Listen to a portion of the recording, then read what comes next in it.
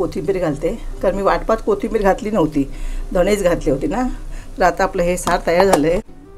हे बघा, ही करली आणली आहे, एकदम फ्रेश करली आहे बघा, एकदम चांगली घट्ट आहे. आणि याचं कापते जरासुद्धा काटे निघाले नाहीत, म्हणजे ही फ्रेश समजलं ना. तर अशी करली, आणि ह्या करलीची ना सुंदर आमटी होते. मी तुम्हाला मागच्या प्रत्येक आमच्या जेव्हा काय मी आमटी केली आहे ना, ज्या काटेरी माशांची, त्या तुम्हाला सांगितले ज्या माशांमध्ये काटे जास्त असतात ना त्याची आमटी खूप सुंदर होते. तर अशा प्रकारे मी हे जे पोटाकडचा वगैरे भाग आहे ना ते घालून आमटी करणार आहे. बाकीचे जे असे आहेत ना ते मी तळणार आहे. पण ह्याची आमटी खूपच खरोखर छान लागते. तर आता मी हे स्वच्छ धुवून घेते आणि ह्याला मीठ लावून ठेवते, आणि नंतर आमटी करताना तुम्हाला दाखवते. आमटीचं साहित्य तुम्हाला मी मागच्या दाखवलं आहे त्या पद्धतीनेच घालणार आहे. तर तुम्हाला जे करायचं हे ह्याच्यामध्ये ना काटे असतात, फक्त ते जपून लहान मुलांना द्यायचं असेल तर काळजीपूर्वक त्यातले काढून काटे नंतरच लहान मुलांना द्यायचं आहे. पण मोठी करली घेतलात ना तर त्यात मोठे काटे ते आपल्याला सहज काढता येतात. लहान काटे करलीमध्ये जरा काटे जास्त बारीक छोटे छोटे असतात काटे.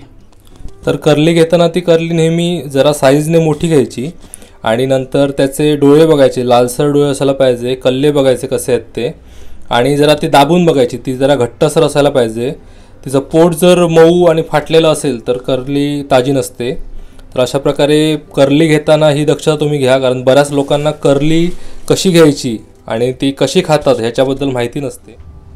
हे बघा, मी स्वच्छ धुवून घेतली करली. आता ना तयारी बाकी सगळी होईपर्यंत काय करायचं, थोडं आपण मीठ लावून ठेवायचं, कारण आता थोडासा उन्हाळा जाणवायला लागला आहे ना म्हणून. आणि मीठ लावून ठेवल्यानंतर मग नंतर जेव्हा आपण मीठ घालतो ना, जेव्हा माशांमध्ये घालतो आमटी करताना किंवा भाजताना, थोडं कमी घालायचं.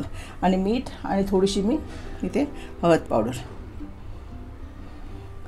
हे बघा अलगदपणे आपण त्याला असं मीठ लावून त्याला घ्यायचं आहे या पद्धतीने. आणि आता मी हे थोडा वेळ झाकून ठेवते.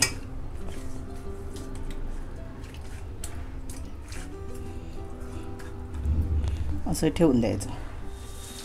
आता करलीचं सार करायचं आहे ना, तर सारासाठी आमची मालवणी वाटप जे आहे ते ठरलेलंच आहे बघा. हे मी 1-1.5 वाटी खोबरं घेतलं आहे. नंतर ही लिंबाएवढी चिंचेने काय होतं माहिती आहे, सार जरा दाटसर होतो. तर लसणीच्या 5 पाकळ्या आणि 1 इंच आलं, हा अर्धा कांदा, आणि धणे 1.5 चमचा, आणि छोटा अर्धा चमचा मी बडीशेप घेतली आहे, आणि हळद. आता माझ्याकडे मी मागे ना येतेवेळी मिरच्या गावावरून सुकून आणले, बेडगी मिरची. आता माझ्याकडे बेडगी मिरची नाही आहे म्हणून मी गावावरूनच येतेवेळी ही बेडगी मिरचीची पावडर आणली आहे, ती मी घालणार आहे. आपल्या चवीप्रमाणे घालायची आहे. तिखट लागतं सारा मला थोडंसं म्हणून 4 चमचे घातली आहे. आणि त्याच्यामध्ये 1 मी हिरवी मिरची, हे आधीला वाटप लावून घेणार आहे, आणि नंतर वाटप बारीक झालं की मी तिरफळ घालणार आहे. काटेरी माशांना तिरफळ घातलं की सुंदर चव लागते त्याची.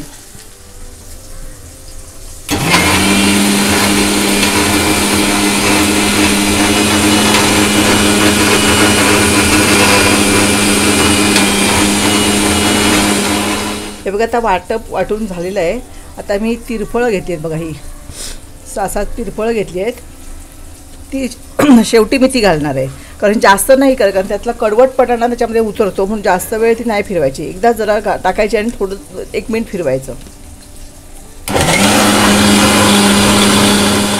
बघा, टोप तापला आहे. आता फोडणीसाठी आपण तेल घालूया.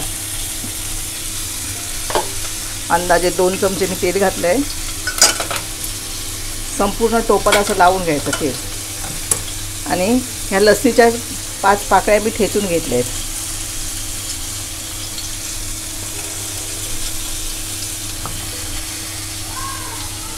कांदा मी मगाशी अर्धा कांदा घातला ना याला वाटपाला, त्यातलाच थोडासा कांदा ठेवला, तो कांदा आता फोडणीला.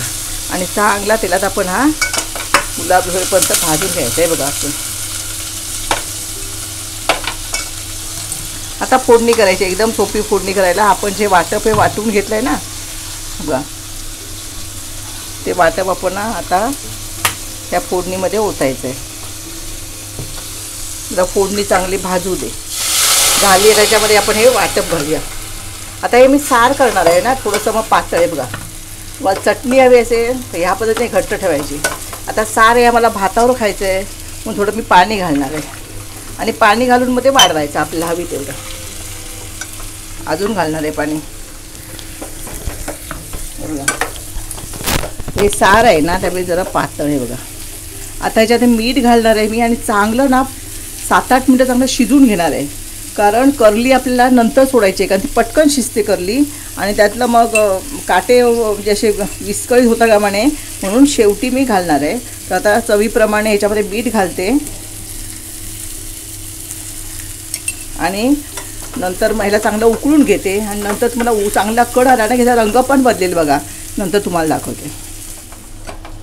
हे बघा, हे 4-5 माणसांना सहज पुढे एवढं सार झालेलं आहे. मी चांगलं उकळून घेतलं. तुम्हाला सांगितलं मगाशी मी उकळून का घेणार आहे ते. तर त्याच्यात काय होतं, पण जास्त वेळ उकळलं तर त्या माशांमध्ये काटे निघतील म्हणून. तर आता मी हळद आणि मीठ लावून ठेवलेले मासे होते ना, स्वच्छ धुवून घेतले आहेत आणि आता त्या आमटीमध्ये सोडणार आहे. माझी नात आहे ना अश्वी, त्या आमटीतलेच मासे खायला आवडतात. तिला फ्राय केलेले मासे अजिबात आवडत नाहीत, म्हणून हे मी जास्त ते मासे ह्या आमटीमध्ये सोडले आहेत. आता काय करणार आहे, जरी मी चिंच घातली असली ना तरीसुद्धा 4-5 कोकमं मी घालणार आहे, कारण कोकमाची चव फारच वेगळी असते. तर त्याच्यामुळे आणि आता ही नेहमी तुम्हाला सांगितल्याप्रमाणे मासे कुस्करता कामा नाहीत, म्हणून मी हे असं धरणार आहे आणि ह्या पद्धतीने सार हलवून घेणार आहे आणि फक्त अगदी घड्याळ लावून 5 मिनटं मी शिजायला ठेवणार आहे आणि 5 मिनटांनी लगेच मी गॅस काढून टाकणार आहे. थोडीशी कोथिंबीर घातली की आपली आमटी तयार झाली. तर 5 मिनटं मी हे शिजवून घेते. हे बघा, आपलं आता कर्लीचं सार तयार झालं आहे. थोडीशी वरनं कोथिंबीर घालते, कारण मी वाटपात कोथिंबीर घातली नव्हती, धणेच घातले होते ना. तर आता आपलं हे सार तयार झालं आहे. कलर बघा वरती किती सुंदर आला आहे. तो मी मिरची पावडर घातली, मिरची नाहीच घातली, ती आमची बेडगी मिरची म्हणजे संपली असल्यामुळे. आणि हे बघा, जास्त ते ढवळायचं नाही ना. नाही ढवळायचं. हो, हे बघा छान शिजलं. वरचं कवर गेलं म्हणजे हे शिजलंय.